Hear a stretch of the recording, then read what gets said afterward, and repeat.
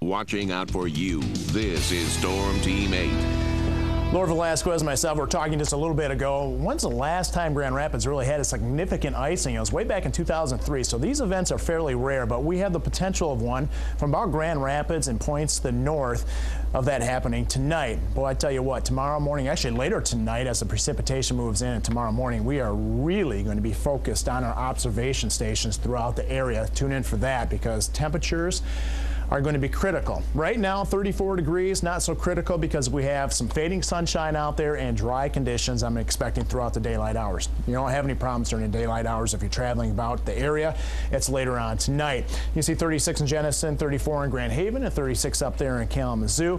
Let's take a look at some other area temperatures from east, west, north, and south, and everybody has cracked into the mid-30s out there, and it looks as if we'll likely peak pretty close to 40 degrees. High pressure in control of the weather right now, but that's going to fade away very fast, just like the sunshine shifting to the east, southeast, and wind eventually becoming east.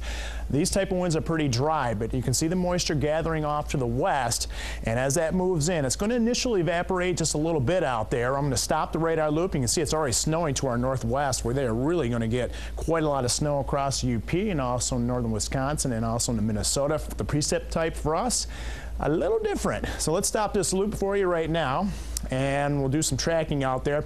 And it looks as if this area of moisture, at least the initial area of moisture, is going to be heading into our area sometime during the early to mid-evening hours. But again, it's not going to be very light. I'm not really too concerned about it. It's barely going to reach the ground. Again, this is the primary area of moisture that I'm more concerned about, still out in western Iowa. Tracking this area in, it's going to take a little bit longer. You can see heading to West Michigan sometime around 12, 13 hours away.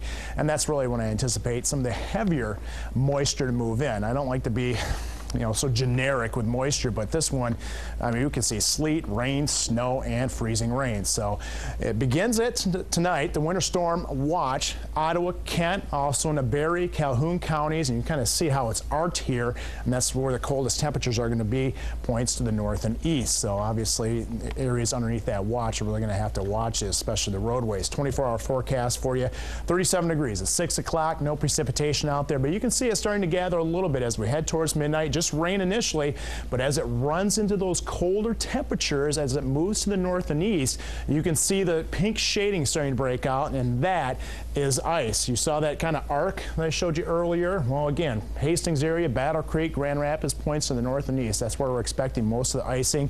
Also notice some of the yellows and the oranges. Not impossible. We can also see some lightning with the system moving in and some thunder. Temperatures tomorrow will warm very quickly. That is the good news. After we see some of the ice, temperatures will warm very quickly.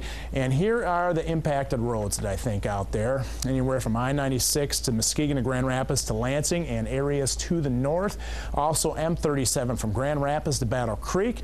And as we continue farther north, I think the major icing is possible. M37, 66, 46, and M20. Here's a look at your 8-day forecast once the system sweeps out, which it will early tomorrow morning, at least by mid-morning it looks like.